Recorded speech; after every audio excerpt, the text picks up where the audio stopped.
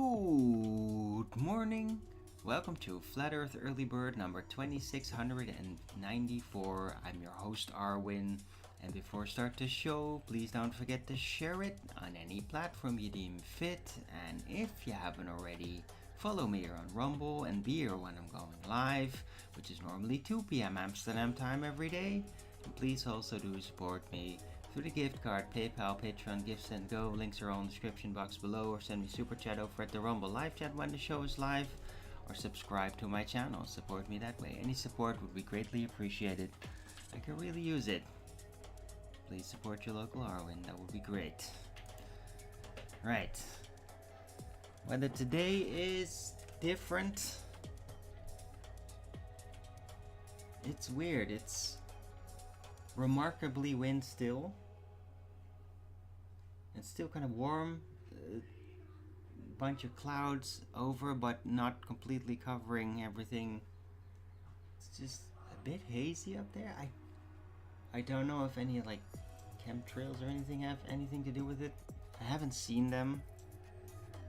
It might just be coagulating humidity, because it has been pretty warm and also been a pretty warm night.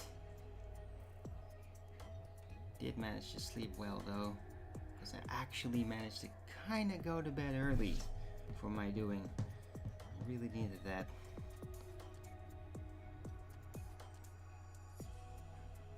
Right, so it just looks like this.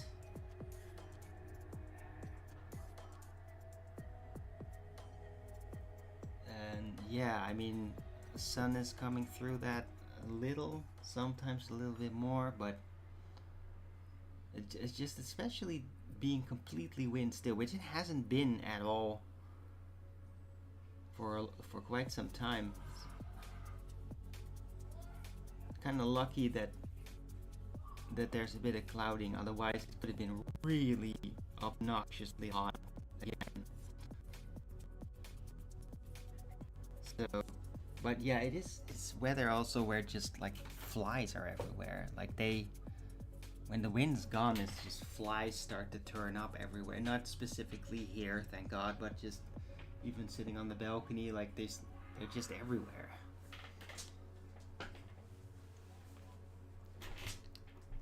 Because there's no wind, so they can just like frolic about however they like. Very easily. Anyway. It is Thursday, the 16th of July, 2026. Temperature is 27 degrees Celsius, so yeah, it's not as bad. Yesterday was over 30, so with 48% humidity, 10 kilometers an hour wind. Oh, 48, that's not that even that high. 10% precipitation. I don't know what this talk about precipitation is recently, but I haven't seen any. It doesn't look like it will. So, oh,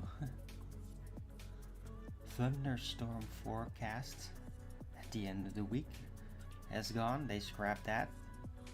Guess they don't think there's going to be a lightning storm anymore all of a sudden. I don't get it. Whatever. And yeah, it will cool down a bit. It's really quite nice. This weekend, 19 degrees.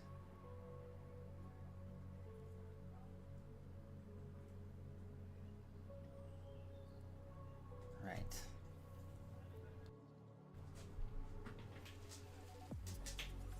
So yeah, it's just gonna be a nice summer, it seems. Coming week.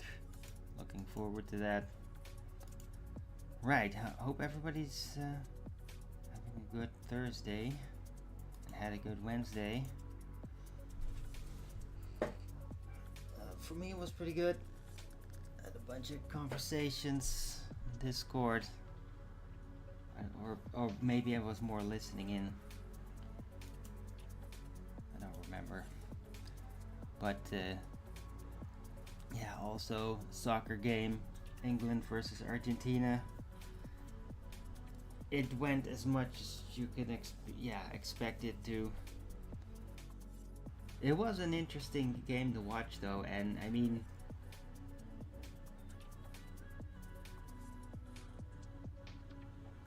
it almost seemed like the referees were actually trying to be honest. So it just, the game didn't give me the feeling like, whoa. I mean, don't get me wrong, the Argentinians were being very irritating. They were like just being very irritating, bullyish, annoying. But eventually they did make a couple of spectacular goals, and like it didn't seem overtly like rigged or anything. It was just actually good football. So it's just like, oh, okay, well, I guess they can actually just win.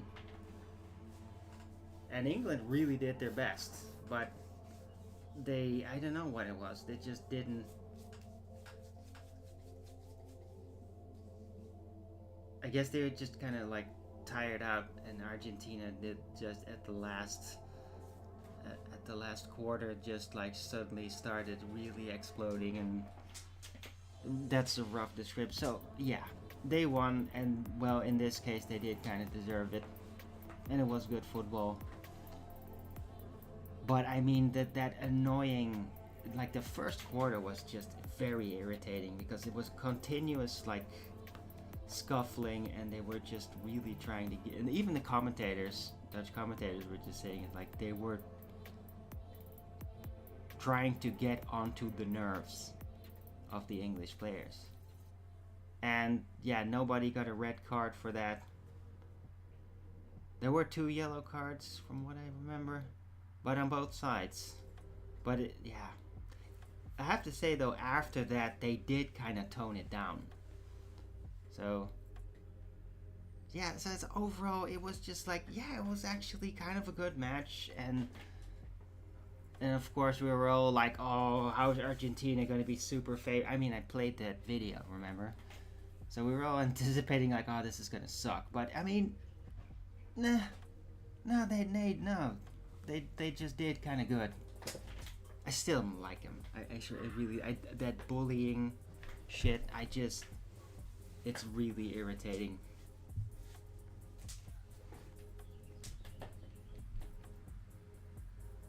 It's just, yeah.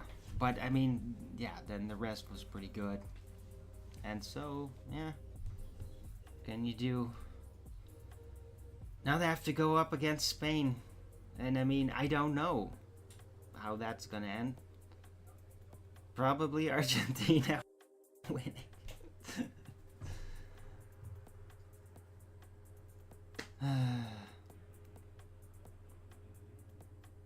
Or maybe they won't. And then they'll throw a giant fit. Or somebody will like get a heart attack on the field from disappointment or something. I don't know. They do all seem to be like exaggeratedly emotionally invested. But then again, there's more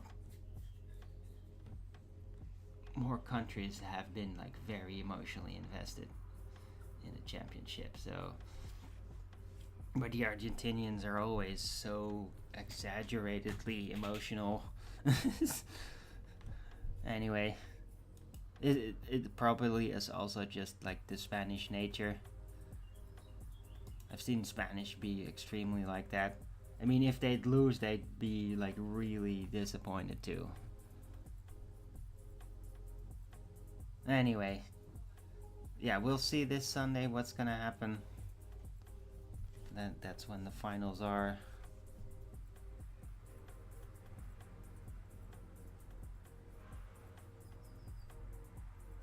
Also be kind of interesting to watch.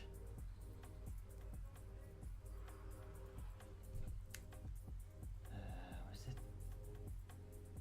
France against Switzerland. No, wait, not Switzerland. England. That would also be an interesting game to watch. That's like the for the the third place, basically. I think they still do that. They used to, at least. I think they still do that. It's just like an extra game just to determine between 3 and 4 who's on the third place. It's like a bonus game. It's not really taken all that serious. But I mean, for some, a third place is also just like good enough to get a note. That, I mean, it's like evidence that they've gotten that far. So for some like more outsider countries that have never really gotten that far, a third place is also valuable. Anyway, yeah, so that's soccer match yesterday.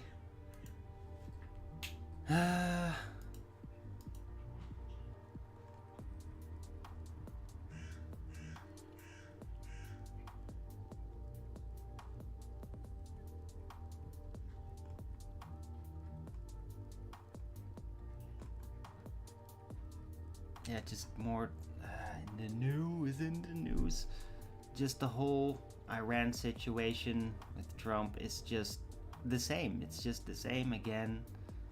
A lot of bullshit, a lot of claims of superiority when it's not evident at all.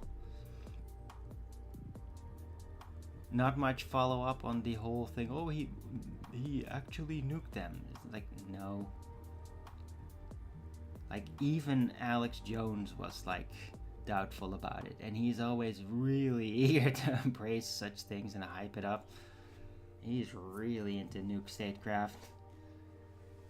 He's taken note though that me and some other people are just like blasting enough, like, no, they're fake, they're fake, they're fake, and he doesn't like it. This is just another ploy of the flat earthers. Like, yeah, it's called reality. And it's gonna get in the way of make-believe.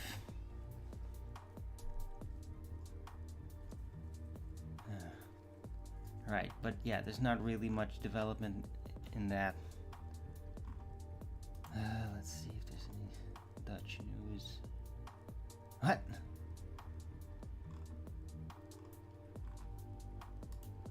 Okay.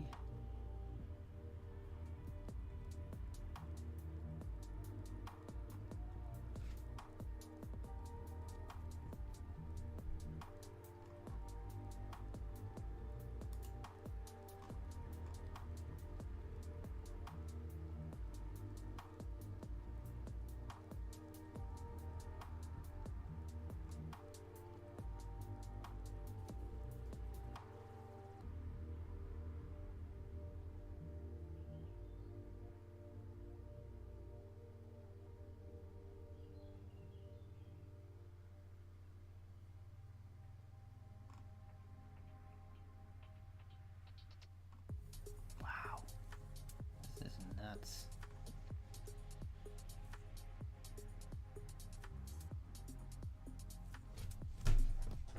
Just looking into this Dutch politics.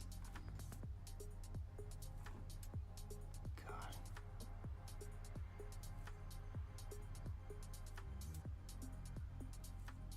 The fuck is the LTO? Apparently some organization that's literally working along with this government to try to get the farmers disowned, something like that, to basically bankrupt them and get them out, because that's what they're trying to do. And they're like, their signatures are on the papers and all that, and they deny that it's their signatures, even though it's like literally right there. And they're being treasonous.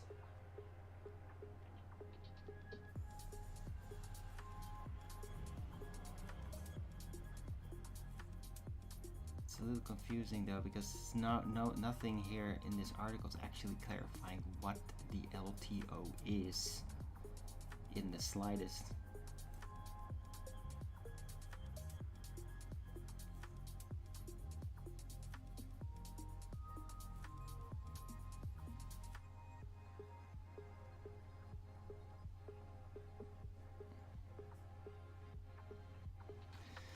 Yeah. Anyway, more treachery in the Netherlands. Not surprising. And this is weird.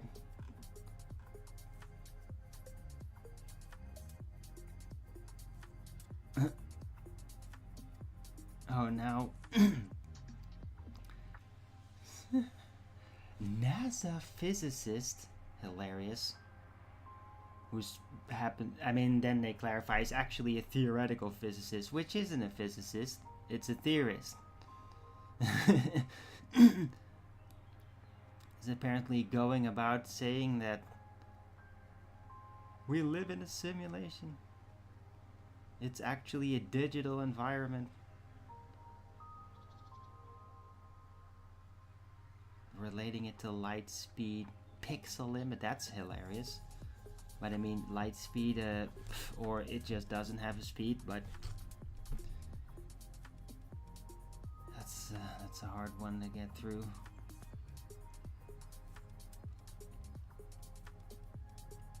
Right, but he's basically saying that's not very original. I've been saying that like 20 years ago. And also 10 here on my show. That is that reality, physical reality is actually simulatory. It's not a simulation. Simulation has very specific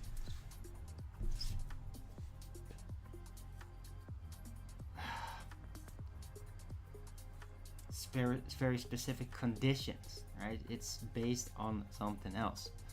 That's not going on. I mean, this is physical reality. It is the physical reality, but yeah, it is assembled like it is a simulation.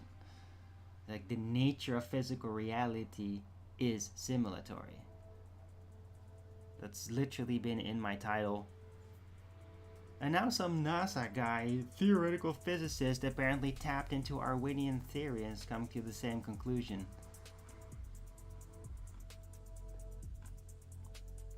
Okay.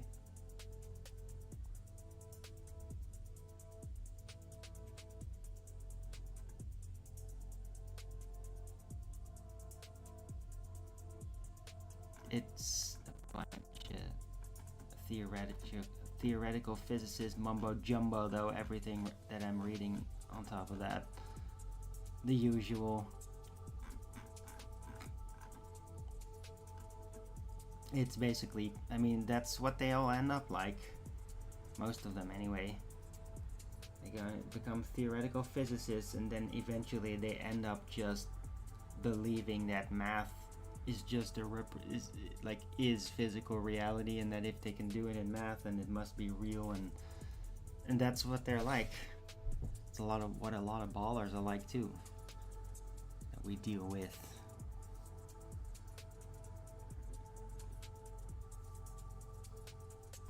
Alright, anyway, it's kind of funny to bump into that.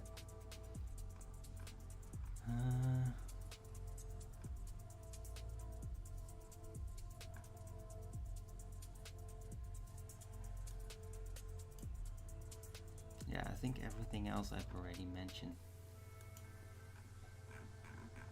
on previous shows. Let's take a look around. A lot of attention for flock cameras. Errors, getting people arrested. It's crazy. So they're extremely unpopular as people literally basically cutting them down.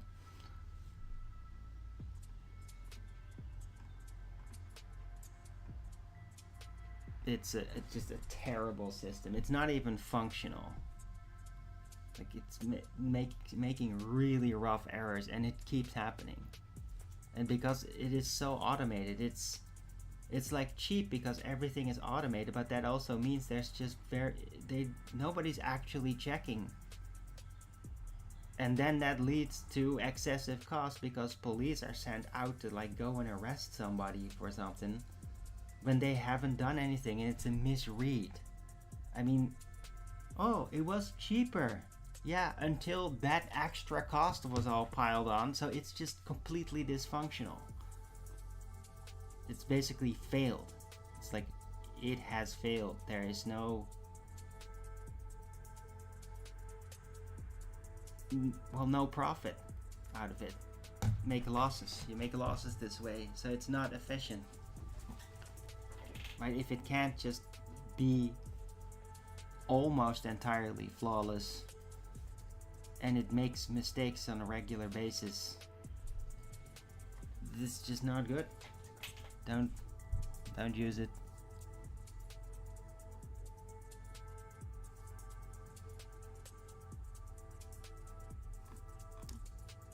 Right. Hey, hello Viscosity, good to see you again.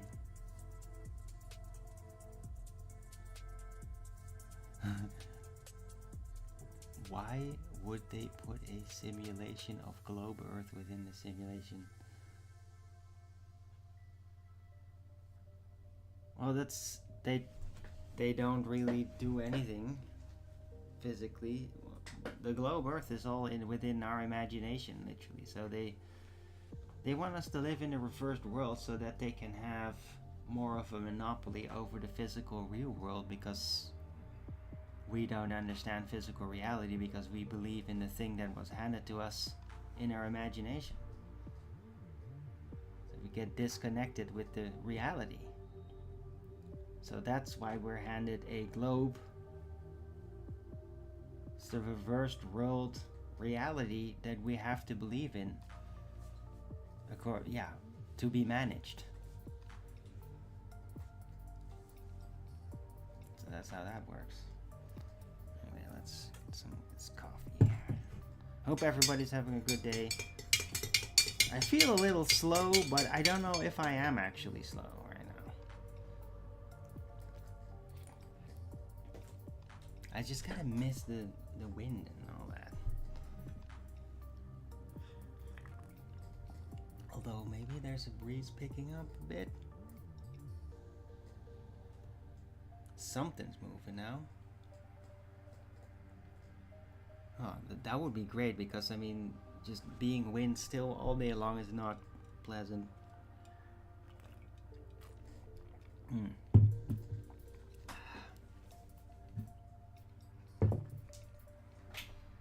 Yeah, maybe I'll just revive an old title. It's kind of funny to bump into that. A NASA theoretical physicist says that reality is a simulation. How original. I was saying that 10 years ago. And I was thinking that 20 years ago. Just wasn't public about it.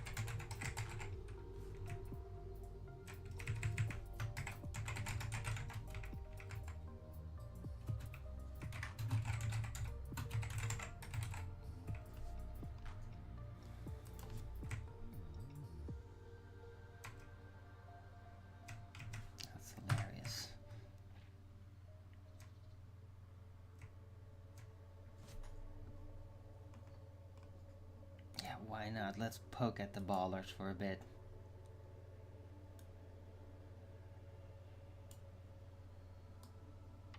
I mean, why not?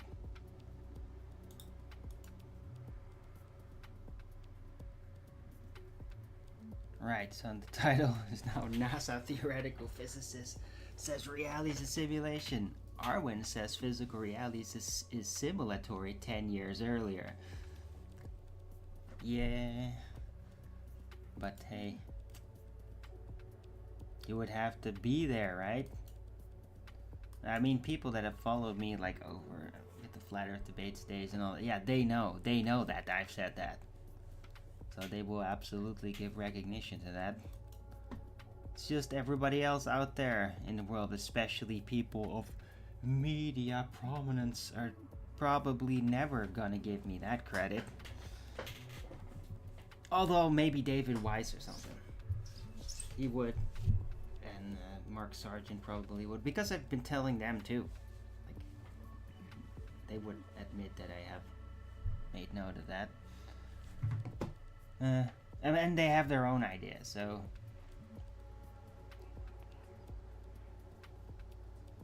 I think Mark Sargent also actually thinks it's a real computer simulation. It's not actually so he actually thinks it's a computer simulation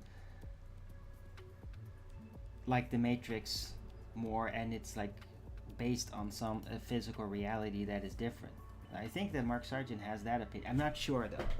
I'd have to actually like dig back, or somebody would have to ask an AI.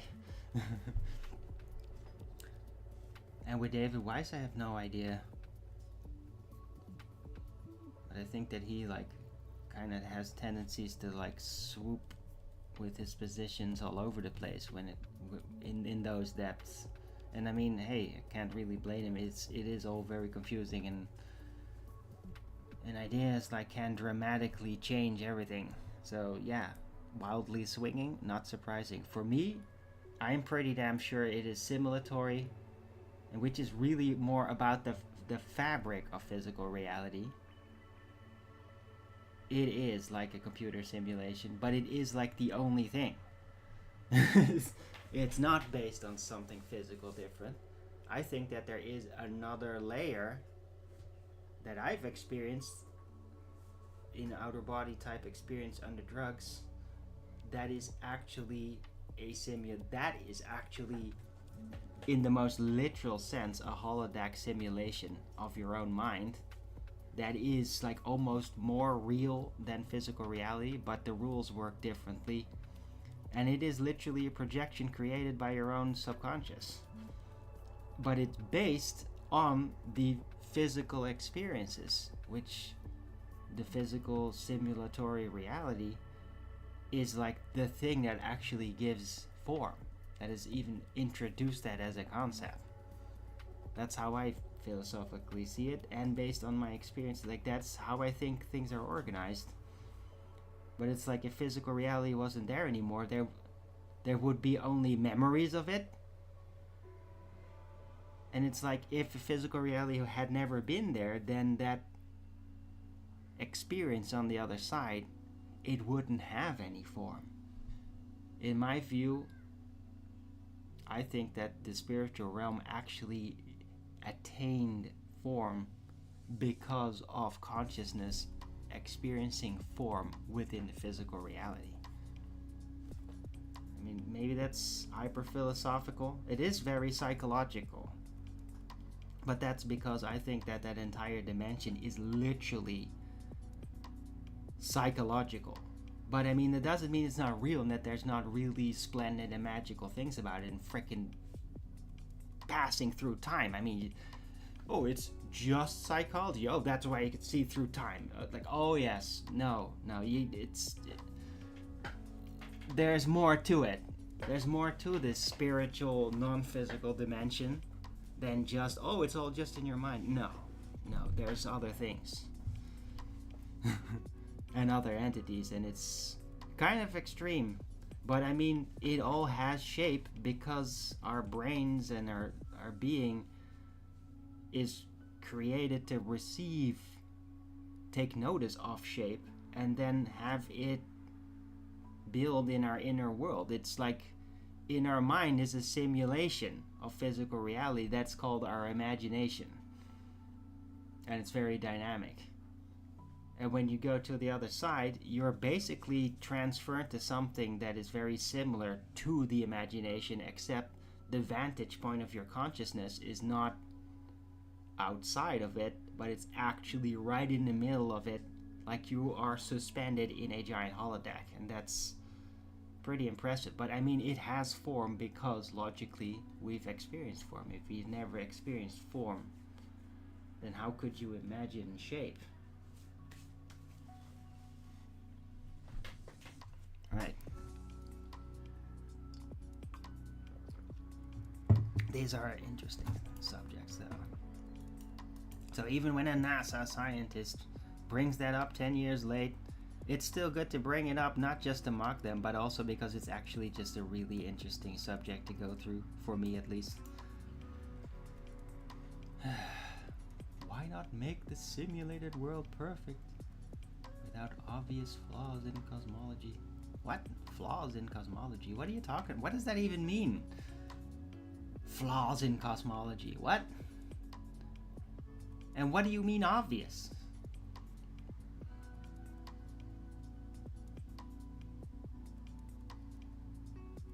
That makes no sense. That's a very strange thing to say, viscosity. Might have just been an error writing it down or something, but I mean, like, what obvious cosmological flaw is happening? I mean, our interpretations is really where the flaws happen.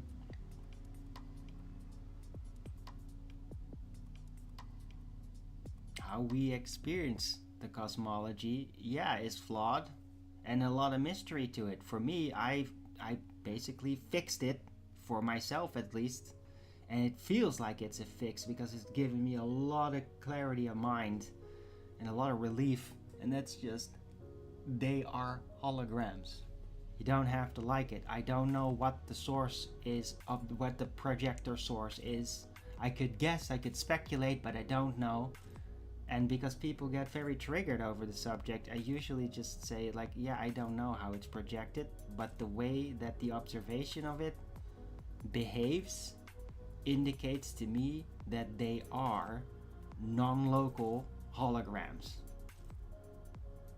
And if you don't like the word hologram, then they're non-local holographic angular manifestations. But holograms will suffice. And always the question returns, oh, but you can't get a tan from a hologram. Yes, you fucking can get a tan from a hologram. Yeah, you create the hologram with ultraviolet light, which you can literally just make ultraviolet light part of the lamp that creates the hologram, and then just looking at it without seeing the direct source in your face, looking at the hologram, being close to it will give you a tan. So it's yeah, it's just the way it is. I am convinced that the celestial lights are holograms, all of it, and some of them are pretty mind-blowing and seductive, suggestive, physically suggestive. Of course, primarily the moon is the most physically suggestive. And yeah, if you have trouble like keeping it apart, or trouble having an open mind about what they are in the first instance, then the moon will drive you towards globe cosmology. Because just look at it, it's just like, yeah, it seems so damn physical. Like, yeah, I know, but I mean, you can make a hologram that seems really damn real. Yeah, I mean, even like, remember that cheap ass Michael Jackson hologram where it all started, or Tupac? It's like, yeah, they can make a hologram, and hey, it can be recognized who they are. Not where, like, what is that thing? What is it supposed to represent? No, you recognize it. It looked like it. Because holograms can be made to look very physical. That's like the entire point of a hologram. Henceforth, Star Trek holodeck. It looks so real. Yeah, it's because they are all just real. They're just pretending to be a hologram, and it's really cheap. You just use the real thing, and then you just say, no, it's holographic. And, oh, special effect, they phase out, right? It's really cheap stage work. Right? And it's so easy. Because it's a hologram. It's supposed to represent something physical. That's like why we make it. Why we make holograms is to use light to visually represent something physical. That's why we do it. And yeah, keeping that in mind though, then the moon must have been put there to challenge the mind of man by the designer. Because if we create a hologram to represent something physical, then he must have created the moon to basically trick us. Like, is there something maybe not so much to trick us, to drive us crazy, rather than to challenge us to go to the moon and actually see if it is as physical as it seems. So maybe that's why it is that way, right? Because God designs everything so that there's always new paths that emerge. You always find a way through eventually. And those ways through are always there. It's just you're too preoccupied to notice. You have to have a still mind, and you have to not just be caught up in things, and then you can like see in between and find a way through. And yeah, that's how this place is designed for the spirit. And the moon must be then also one of those things. It's a hologram, and it is very suggestively physical in a lot of ways, not just because of clock function, which is arguable, but to titillate man's curiosity to see if they can try to confirm that it's a physical object.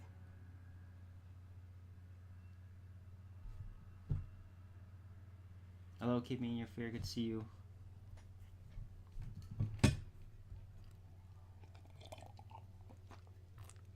Right?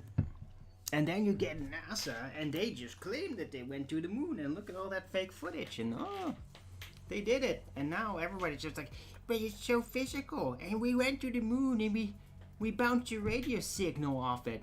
Well, you could do it right now, except nobody ever does it. And like, again, nobody, like, yeah, just you have a thing and a screen, and the screen says, see, it is bouncing something. Like, that's ridiculous. You have to actually like point something at the moon, and you get a signal, point it away from the moon, and then live, no more signal.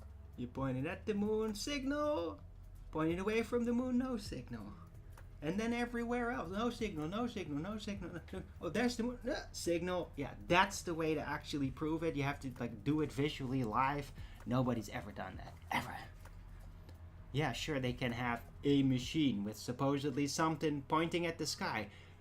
All those things that I've seen, there's never even a moon in the fucking sky. It's not even there. It's not even in the shot.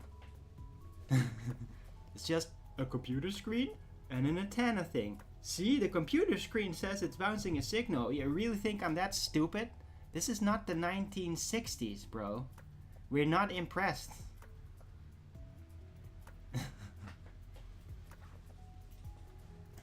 Anyway, so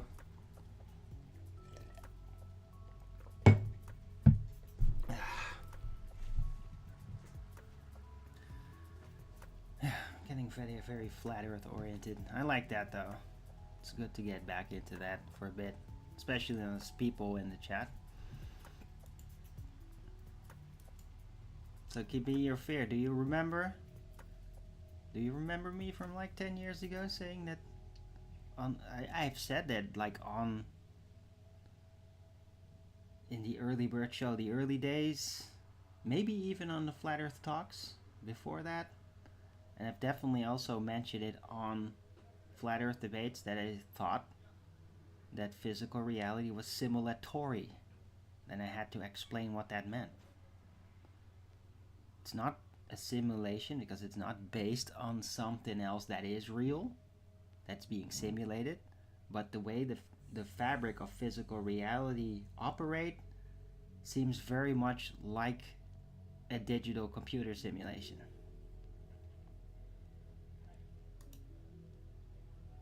And that's why I call it simulatory.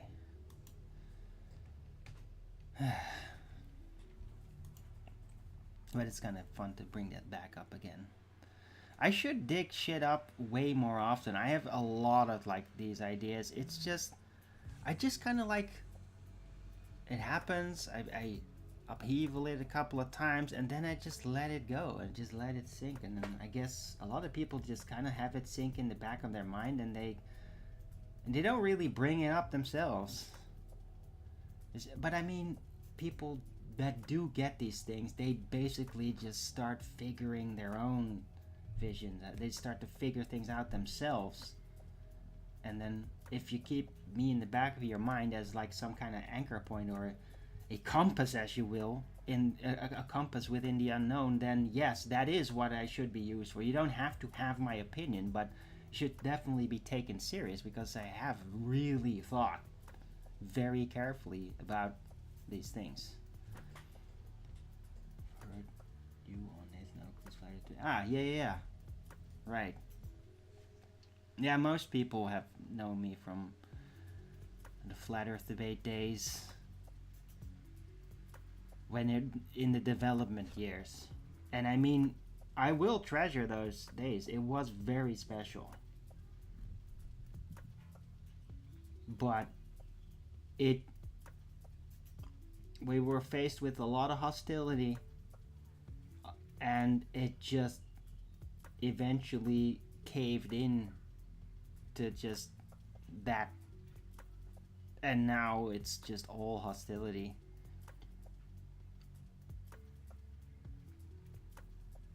It's very sad. But I mean, the development is what it is, and it has been incredibly valuable. It has been correct, and really, the real Flat Earth debates is purely psychological at this point. That is it, psychological, 100%, and there's nothing else really left to it. How is somebody responding to correct information? What is the conclusions, logical conclusions you should be drawing from it? And then you have to literally mute everybody just to be able to lay it down one by one, because everybody's going to yell right over it, and as they do. And then if you let them, then you will notice how they will basically move away from attaining clarity about the statement you made by scattergunning away to other subjects, or like, oh, let's go at the entire foundation and show you how basically we flipped everything inside out, even at the foundations, so that basically it can be whatever the fuck we want at a whim, to make reality completely fluid, claiming that you're being very solid about it. And yeah, that is like the real mathematician wizardry, and it's very fucking tedious, and nobody should have to tolerate that. But we have to like point it out how it's all bullshit though every time somebody brings that up. But it's freaking tedious. It's like wizardry academics. Owen Benjamin also very much has faced this kind of bullshit. Like, he knows.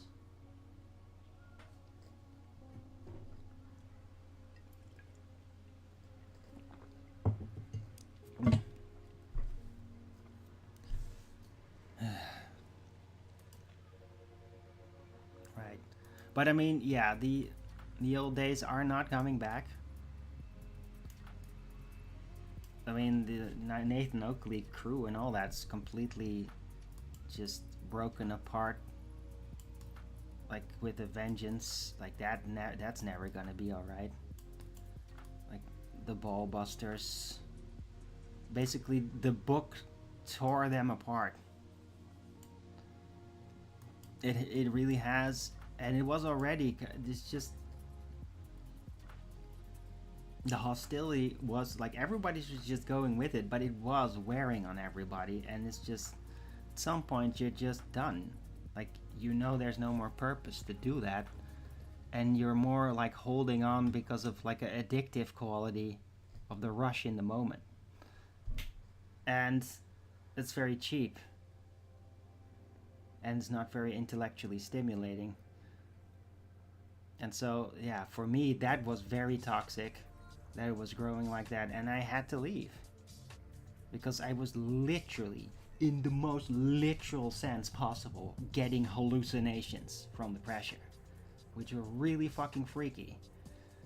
Because I didn't even know they were hallucinations, and so I actually had hallucinations where some of the FED crew, over video calls, threatened my life. Which was fucking insane. And, like, apparently that never happened. Like, they seem to be genuinely not in the know, which is fucked up. Because that means I've been hallucinating again, and it has happened way before under very similar stressful situations, which were even more threatening. Dealing with some certain figures in my past that did some dark shit that I couldn't handle about it. Because I was just like, yeah, but you're my friend. I don't want you to be really fucked up. That tore me apart back then. And now this is just like, what the hell, man? Like, if there's any kind of sign that you have to get the fuck out of here, it's when you start to hallucinate like your colleagues are threatening to kill you. You know? Oh, Jake the asshole. Jake the asshole is an asshole. And a fucking retard. And a fucked up junkie. I mean, don't even bring that up. That's just fucked up. Yeah.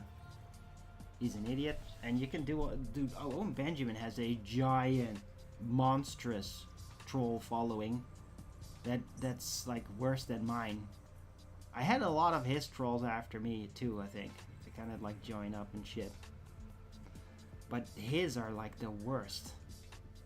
Like, those people are like goblin grabblers that are literally like right on the edge of just falling over dead from acute inflammation that just never goes away. They're so fucked up, those people. It's totally insane. Ugh. So, yeah, you could try to expose Owen Benjamin. It's complete bullshit. And if you bring that up again, Viscosity, you're gonna get a timeout. Because it's really below the level of what I find acceptable in my chat. Really, Jake the asshole is your reference? Okay.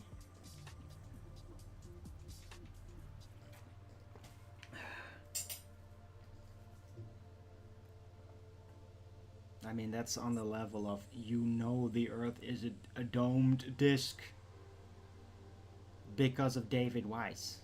Nothing against David Weiss, well, a little bit, but I mean, we've been friendly. I'd like to keep it that way. But I mean, yeah, it's nonsense.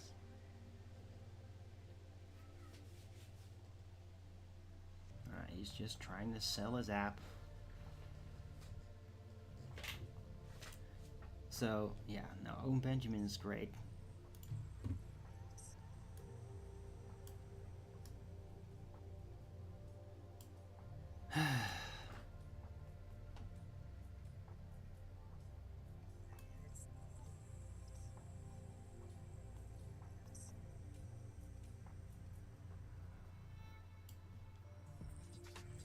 Alright, and it would be nice if, like, Coddington would actually unban my my Rumble account from the Owen Benjamin channel so that I could live comment, but I mean, I haven't been able to for a couple of years now, and I literally don't care. I mean, the commentary in that chat isn't that exciting anyway. I mean, it would be more exciting if I was able to comment there, because I do actually say interesting things. Get people going. That's what I like to do.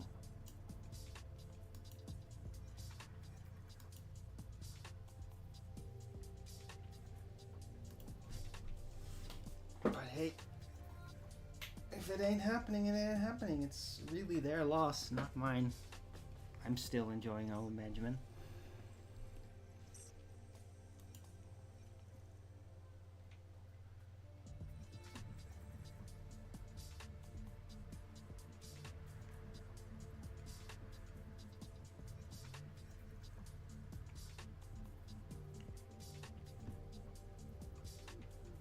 can't believe I've been talking about this for 50 minutes already. Anyway, it's good. I like it.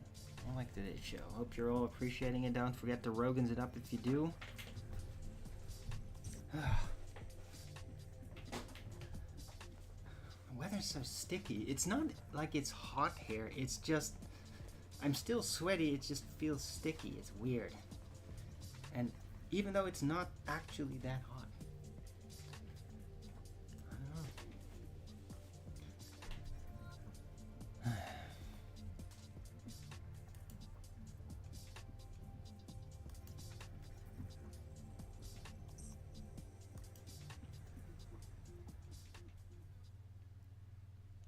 Right, but I mean, a fun one is always, and this is always like immediately snowed under, but that we figured out over at the Flat Earth Debate's always so much fun that all the models, like the models of Earth and like storing information within like the whole thing that is then organized, well, like a microcosmos simulation, that they're always using just a Euclidean box to organize the data. And that's like, NASA's admitted to do that. The GPS actually does that. I mean, they show you like Google Earth, like globe simulate, but that's like the thing on top. That's just like how they then organize the visual information. But the actual storage of the information is a Euclidean box. Always. And that's just so funny that we figured that out. And there's just, well, there is something that the ballers can do about it, and it's just endlessly blabber all over it and say, no, that's all wrong, and you don't understand, and oh, look here, oh, how does GPS do it? Oh, the circle. Just endless waffling and scattergunning until you basically don't want to talk about it anymore. And that's what they do. So, but it is pretty awesome just to know that they admit it. It's like, yeah, the actual terrain data, like how the data is organized, is like in a Euclidean box over a flat plane. Like NASA has admitted that. We've shown the documents like on camera at the time, and that is just hilarious, and causes like pretty severe amnesia with ballers too, because I mean, there's ballers that literally then completely throw NASA out of the window all of a sudden, like because of that, those kinds of things. They're like, NASA's not trustworthy, they're deceiving us on purpose. And it's like, well, yeah, they are, but I mean, in this case, I think they're just actually trying to be truthful, because I mean, they have to be honest about things every now and then. I guess it's like a proof to God or people that actually know what's real, that it's not all just lies. I don't know exactly how it works, but I mean, yeah, the deceivers have moments where they do have to like show you something real that if you would accept it would break apart everything that they've said before that. It's basically just like, spoilers, it's actually fake. Oh, let's go back to the theater again. Like that. They do that. And yeah, revealing that data storage about the terrain is organized over a flat plane in like a big Euclidean square, a big Euclidean box, is one of those moments. Like, oh, it's actually a theater. This is what we really do. And oh, let's get back to the theater. Oh, it's a globe, and oh, we're going out of space, right? They do that. I mean, they've been doing that for a long time. It's like, also like, that's why they always leave in footage when like they're in supposedly floating in the ISS, and then something like drops out of their hand, poof, and they just leave it in. They're just like, fuck it. Then they get a little moment where they're challenged to think like, maybe it is fake. They do that. and you can argue about it, like why, but it can be established that they do, and that they leave it in. They don't, like, oh shit, scrub it quick, erase it, make sure that nobody's ever seen that, or and then have the response like, oh no, you tampered with it, you AI'd it. No, nothing. They're just like, oh yeah, it happened, whatever. And then they'll just say like, oh, microgravity tunnel. So it got suddenly caught up in a gravity tunnel. Like complete made up nonsense. They'll just fix it like that. And it just gives it even more of a feeling of it's all just stagecraft. It's all just a giant magician's trick. And they're just playing wizards with it.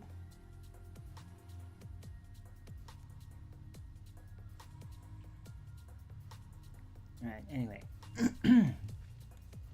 I hope you all appreciate today's show. More flat earth themed. It's good to talk about such things every now and then. When people are in the mood for it. And that includes me.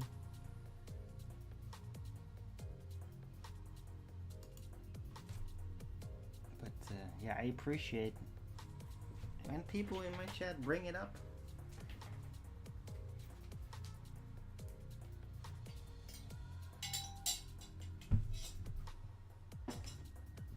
Right, almost an hour in. Don't know if I'm gonna get another item or anything. Still have a couple of clips to play. Some of them, I mean, I just thought it was fascinating. Because I got like 2 clips of basically, well, self-admitted foreigners that are just saying like, hey, this is not good. Like one is basically a Muslim criticizing Muslims, which is like, whoa, that's exactly what I meant. They're just criticizing like, hey, what are you doing? You're not of this nation. Like, why don't you go back to your own nation and actually like be Islamic there and fix it? Fix the problems. Like a lot of all these supposed Islamic, they are saying all the supposed Islamic nations are actually not very Islamic, and he's got a point there. That's a fundamentalist perspective perhaps, but he has got a point with it, and that I found very fascinating, and that's why I got that clip, right? Because he's like actually being very reasonable, which gives me a modicum of respect back for Islamists. Like, they don't all have to be trashy people, and he like addresses it like, why are you just acting like fucking monsters, taking welfare and just like bullying the locals when they have a hard time? Like, very respectful, and like, yeah, more of that. Like, stop it, please help us make them stop. And then there's another one with a lady who's basically very concerned about like, yeah, I know I'm an immigrant, and but like, what do you think will happen when there's no more whites? Like, she knows. Like, if it's all just getting replaced, like, then it's gonna turn into a shithole. And like, she's the one that says it, and it's like, yes, that's great. She gets it.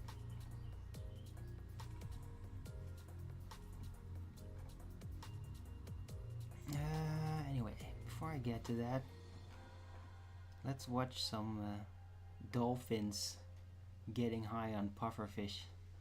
It's hilarious. These dolphins know exactly what they are doing. This is a pufferfish. When threatened, it releases a neurotoxin. Dolphins figured out that a small dose doesn't kill you. It just changes your perception. So they bite it, gently, just enough. Then they pass it to their friends. Scientists watched an entire pod take turns with the same pufferfish for 20 minutes straight. They weren't hunting it, they were sharing it. After contact, Dolphins float near the surface, barely moving, staring into nothing. Scientists call this intentional behavior. Yeah, duh. They are the only animals besides humans known to seek No, they are not. But that's... I'll continue that point. altered states for pleasure. Yeah, it's just not true. I've literally seen on camera, like in a BBC documentary, certain type of monkeys that would literally like try to catch giant millipedes, like those giant multi-legged worms, because they give off like a cyanide kind of stuff when you try to chew on it, very much like the pufferfish, and they get freaking high on that. So it's not definitely not the only animal that does such a thing. There's multiple, but it's really funny though that dolphins do that.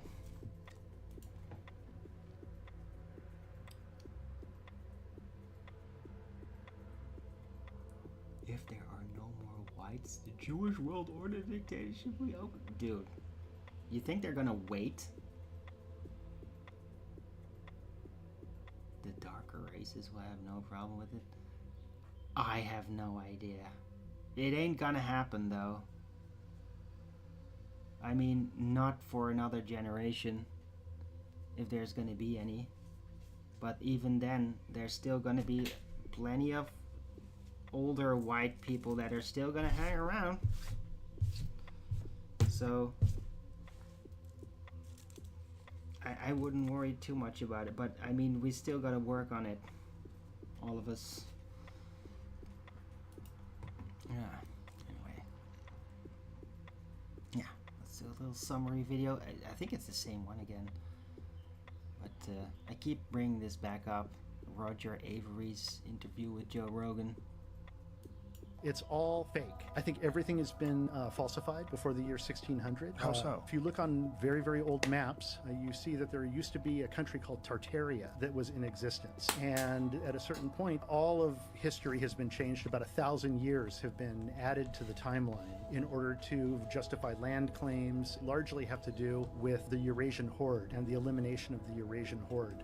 Rome and Greece and Egypt were actually active till around 1600, and that Rome actually fell around 1492. As opposed to what's the conventional timeline? About 1,000 years before. If you can wrap your head around it, the Salem witch trials took place around the same time as the Inquisition. Columbus was discovering America around the time Rome fell. All of this was designed to erase this entire civilization from history.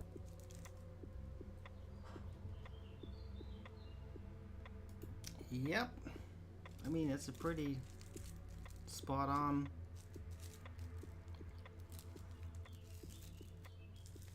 summary of it. Really cool visuals too.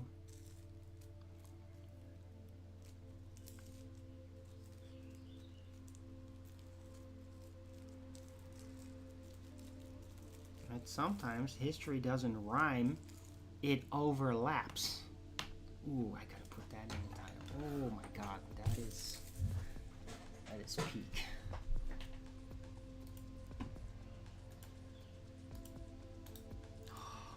I am way too impressed by myself over this.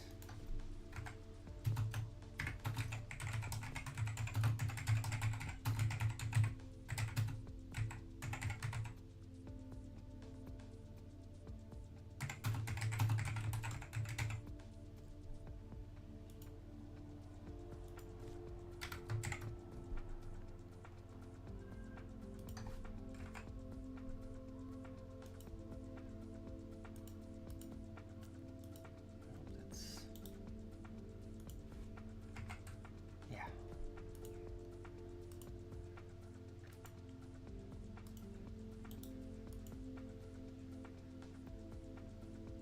Sometimes history doesn't rhyme, it overlaps. I like that. Alright, so pufferfish. This was it. How big was this? Oh yeah, 2.5 minutes. This is fast and yeah, it's legal craft. So it's basically a Freeman situation. Somebody did that. I mean, I don't know how well it's always gonna work, but it was interesting though. It's because it's very basic. This one is very basic. It doesn't require you to know everything. But it's like a jurisdiction, because the legal system has jurisdiction tricks, where they basically invite you to enter a very specific legal framework in which they have full control and authority.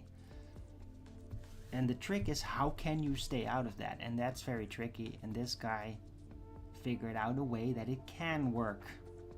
It's kind of interesting. Let's play this, if it works. John on here. Good news. My microphone's messed up, so I have to get a little close. Oh God.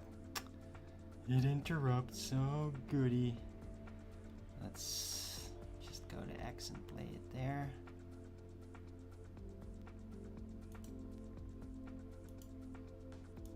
Hold on.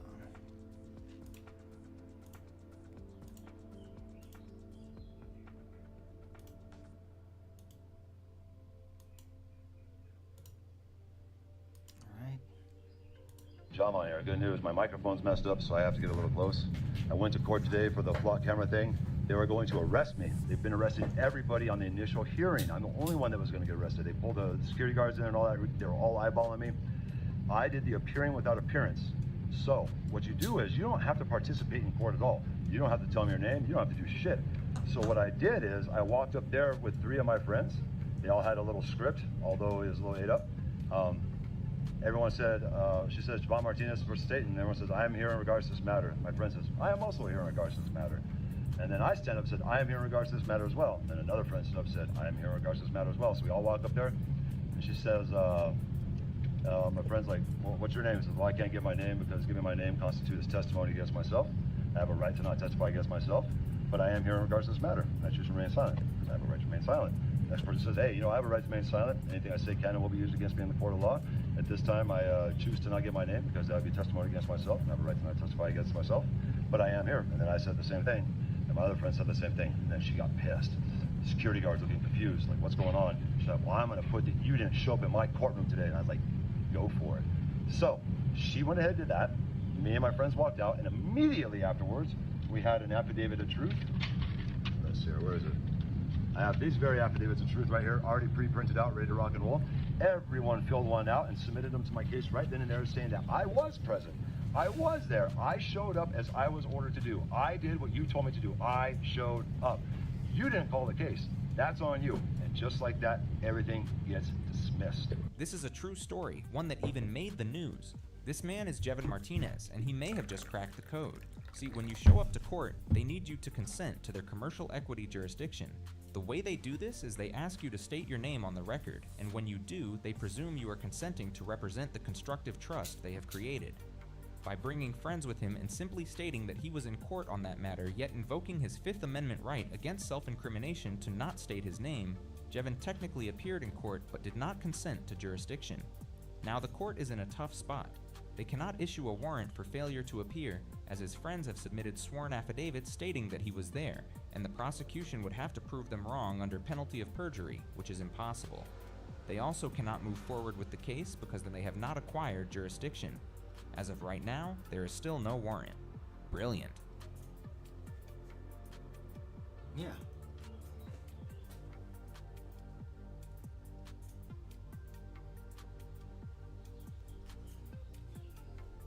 So that's a neat little trick to keep in the back of the mind. But I mean, you shouldn't just do that with everything, of course. But in some cases, it might be very useful to keep this as an option. Right.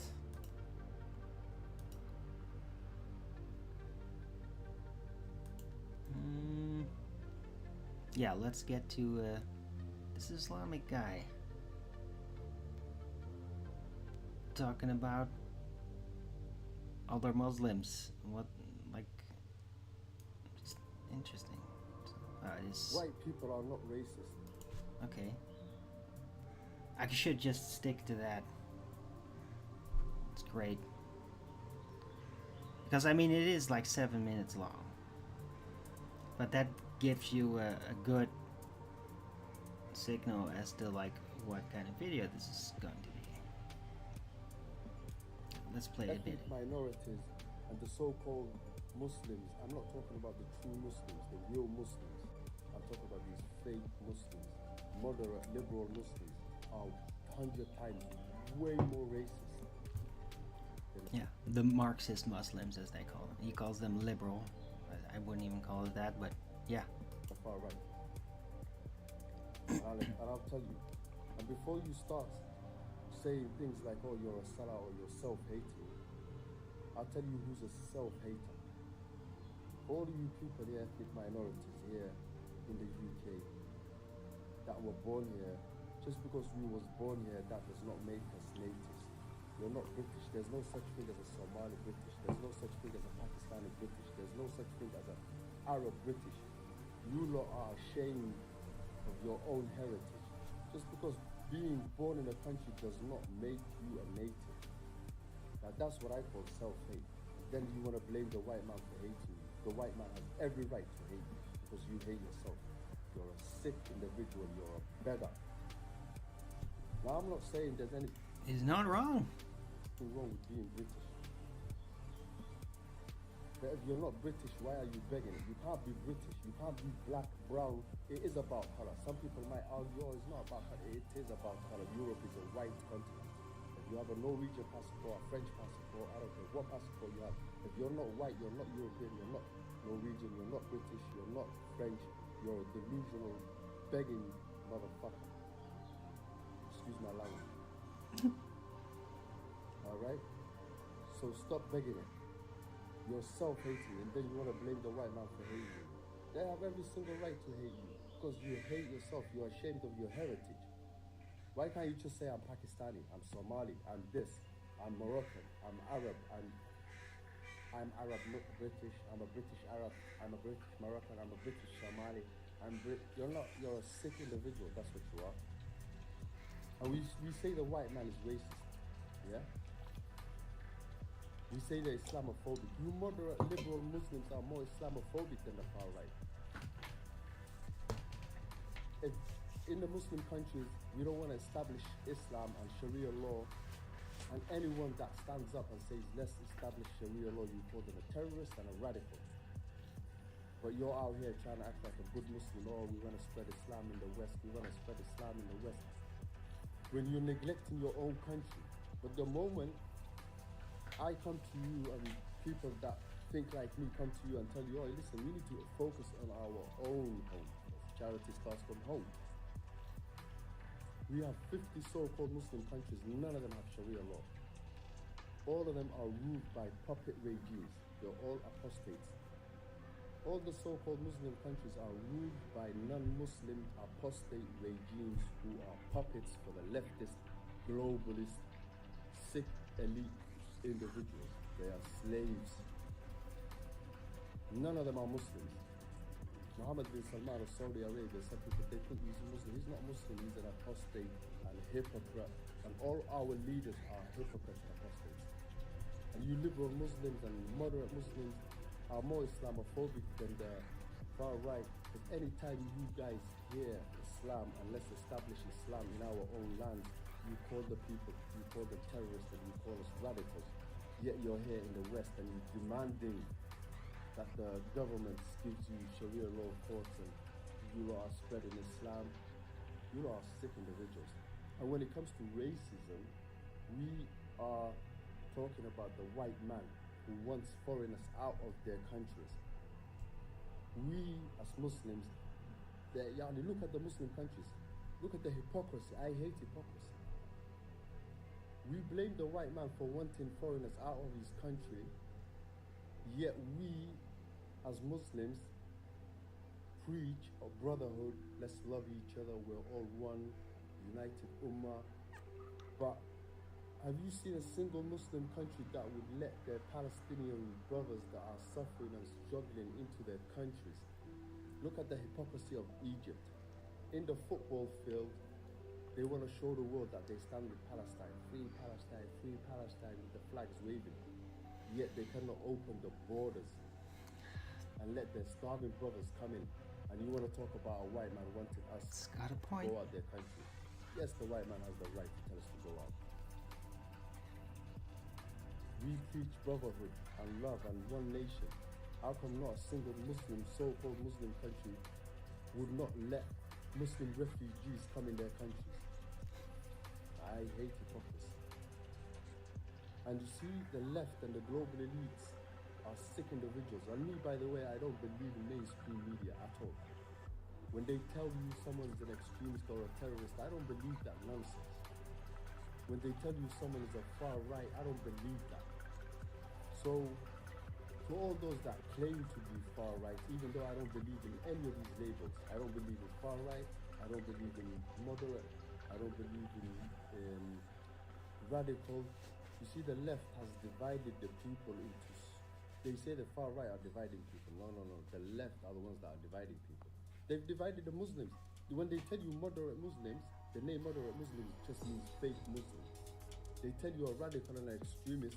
Why are they calling that one a radical and extremist? Because that radical, the one they call the radical, tells them, I am not going to follow and obey you.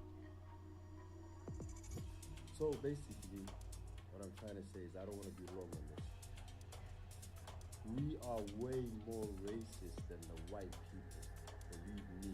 Hypocrisy, I cannot stand hypocrisy. And I'm not here to lick ass or... You see, I see certain black people and Asian people out there waving the English flag. And those ones, they're just begging it. They're trying to out-native the native. But all in all... Trying to out-native... Hey, how it is, you know? I'm saying is, have some dignity, respect yourself. If you hate yourself, how can you expect somebody else to love you? A white man would hate you if you hate yourself. You're not even proud of your heritage. You cannot even stand and say, I'm Pakistani, I'm Somali, I'm Yemeni, I'm this. Or I'm a British Pakistani, I'm a Somali Pakistani, I'm an Arab British, I'm a Moroccan British. You sick individual, you're begging it, you're not British, mate. Being born here and having a passport does not make you British. You're begging it.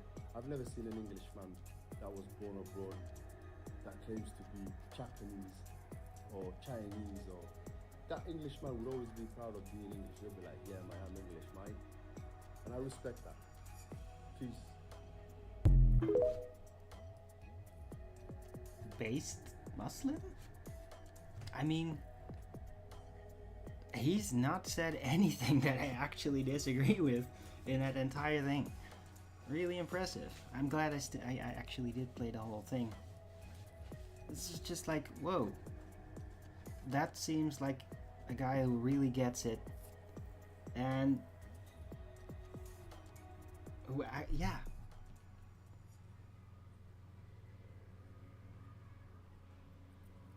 He just gets it.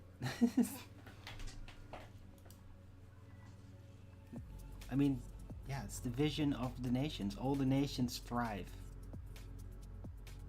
with their own. And then you want to be better, then outshine the rest. Don't try to get in each other's way. Don't try to race mix people out of existence. Like, this guy just gets it. It's interesting. Anyway, here's like a Muslimah. Who knows what happens when white people disappear? You want to hear real common sense from a brown man? 2 minutes. Listen to this. Let me make a racist statement, and I'm going to use my brown privilege. If we lose white people from white countries, then those countries are going to become third world countries. There's so many examples of countries that were doing okay. Look what happened to South Africa. The moment you pull out white administration, it all... How about Rhodesia? Remember that? Nothing left of that. goes haywire. Piers Morgan wants his curry and chicken tikka masala, which apparently British people can't make it. But I like Rowan Atkinson's joke that now we have the recipe, so we don't really need you. Every Western country should have shouldn't let its demography fall, white demography fall below. Nobody has given the world the Enlightenment, the scientific revolution, the industrial revolution better than No other race, no other culture, no other culture or civilization gave the world this. I absolutely agree with this guy. I couldn't agree more. Not even country-wise. Look at cities and boroughs. So, like Newham Borough, take out the most of the white administration from it, and it is a third world city. It is absolutely filthy. The roads are broken down. There's no organization. There's so much money laundering, and the whole place is a mess. And the same thing is happening with Sadiq Khan and London and Birmingham, and it just becomes third world. This is the truth, and people are so afraid to say it. You know, why do immigrants come to the UK and to Europe? Why don't they go to other brown countries? It's because they won't get the real organization, the real developed country development, but here, but in the UK. And then they run it down and make it third world. Food for thought. Based.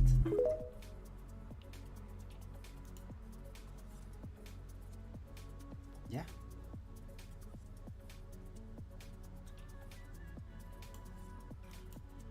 So yeah, I'm always fascinated when I bump into this kind of thing. 2 in a row, no less.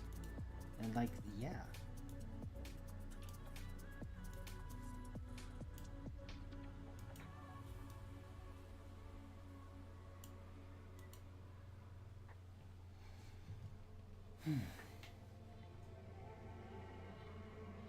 And because also it just emphasizes my position that I've had all this time about like, hey, yeah, these Muslims supposedly coming here on welfare and like just bullying everybody and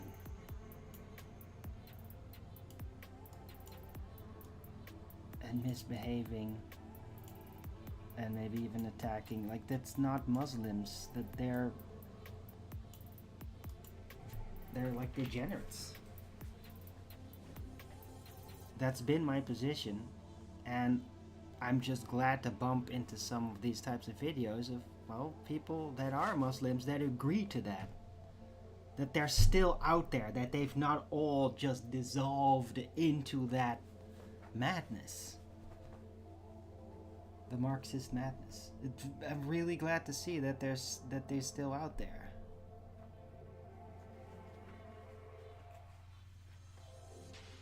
Let's hope that their numbers grow, that more snap out of it, and that they'll help to find a solution.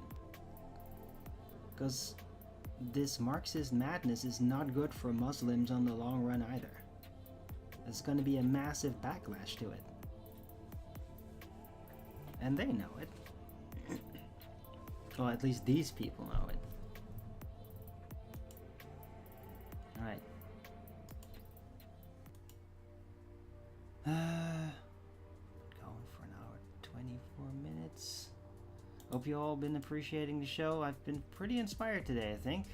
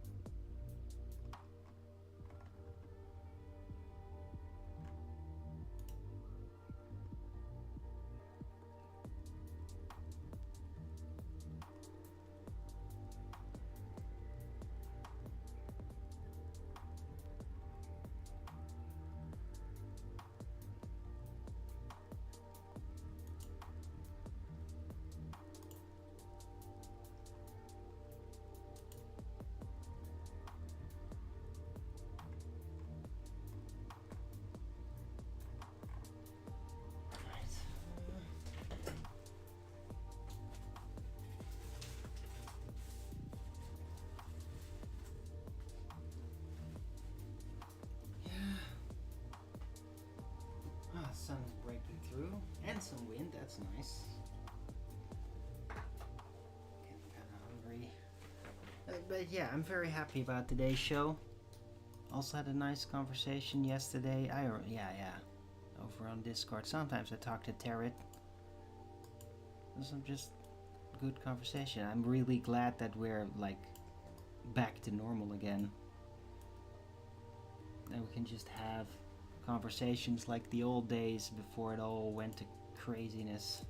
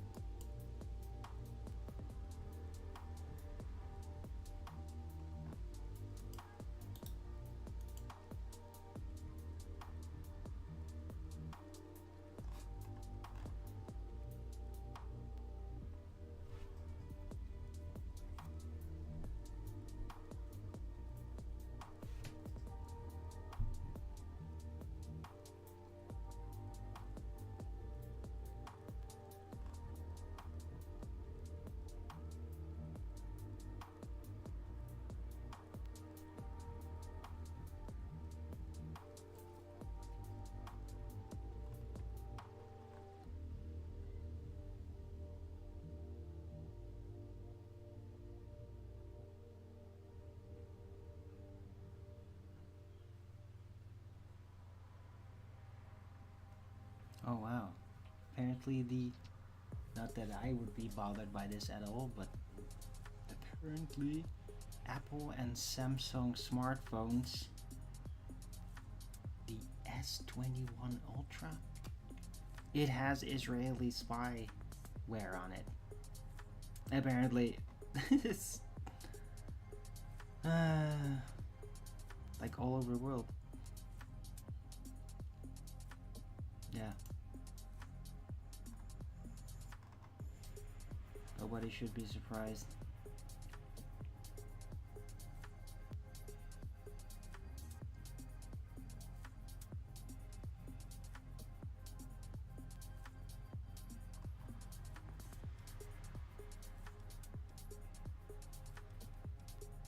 What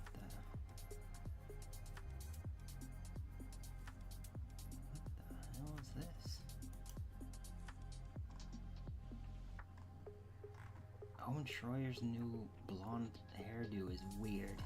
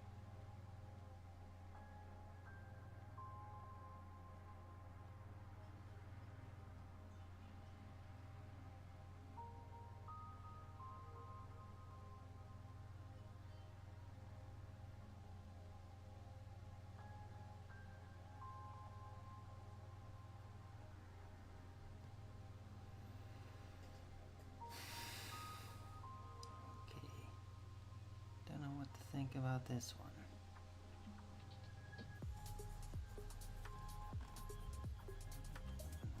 Save this for later.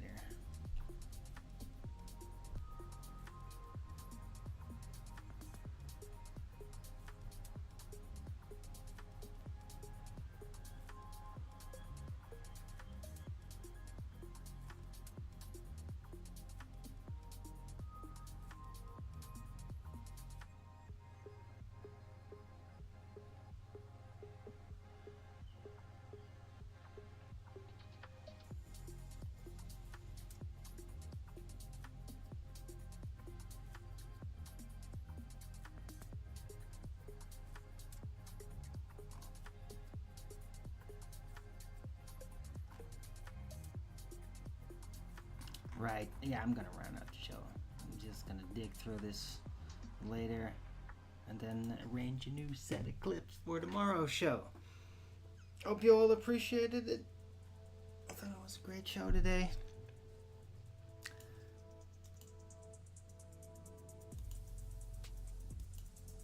It's nice talking about old times also. Right. So, yeah, rounding out. Thanks everyone for coming. Hope you liked this show. If you did, then please don't forget to Rogan's it up. And if you haven't already, Derpy, derp, derp, derp, beer when I'm going live. It's normally 2 p.m. Amsterdam time every day. Please also do support me. derpity, derp, Super chat over at the Rumble Live video chat when the show is live. Subscribe to my channel. Any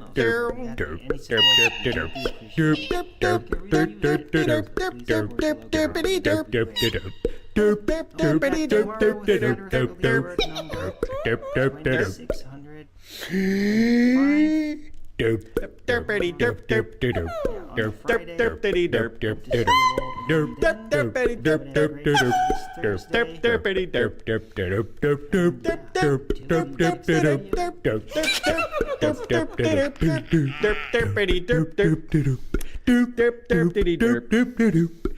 derp, derp, derp, derp, derp, derp, derp.